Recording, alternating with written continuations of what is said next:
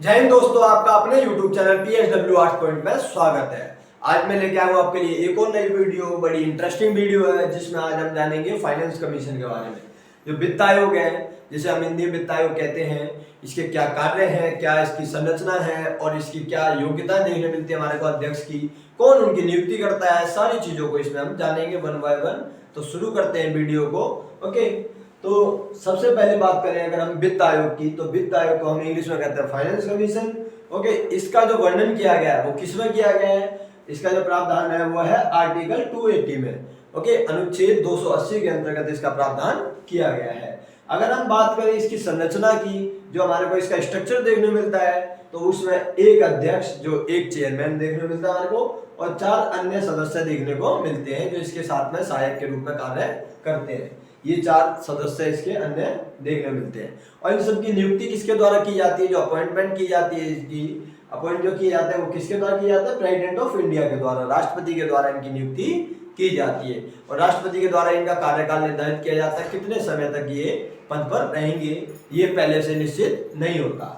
उसके बाद बात करें अगर हम योग्यताओं की कि क्या योग्यताएं होती है अध्यक्ष और अन्य सदस्यों के लिए, तो सबसे पहले जो योग्यता हमारे को देखने मिलती है वो ये है कि किसी उच्च न्यायालय का न्यायाधीश या इस पद के लिए योग्य व्यक्ति हो वो ही अध्यक्ष बन सकता है, या फिर इन 4 सदस्यों में कोई सदस्य बन सकता है। ओके, किसी उच्च न्यायालय का न्यायाधीश हो या इस पद के लिए योग्य व्यक्ति हो।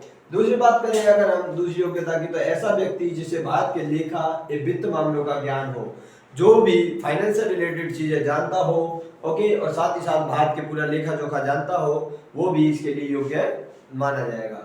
इसके अलावा तीसरी योग्यता जो हमारे को देखने मिलती है वो है प्रशासन और वित्तीय मामलों का व्यापक अनुभव हो।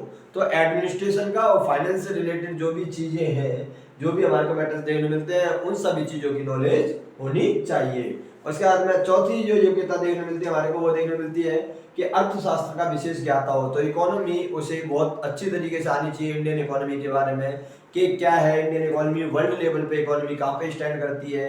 ओके, तो सारी चीजों के बारे में उसे पता होना चाहिए। उसके बाद बात करें अगर हम फाइनेंस कमीशन के वर्क की, जो उसकी पावर्स है, क्या कार्य है उसकी, तो सबसे पहले अगर हम बात करें तो पहला कार्य हमारे को देखने मिलता है राज्य केंद्र के करों से संबंधित सिफारिश। तो राष्ट्रपति को जो भी केंद्र और राज्य है उससे संबंधित जो सिफारिश देने का काम करती है वो वित्त आयोग करती है।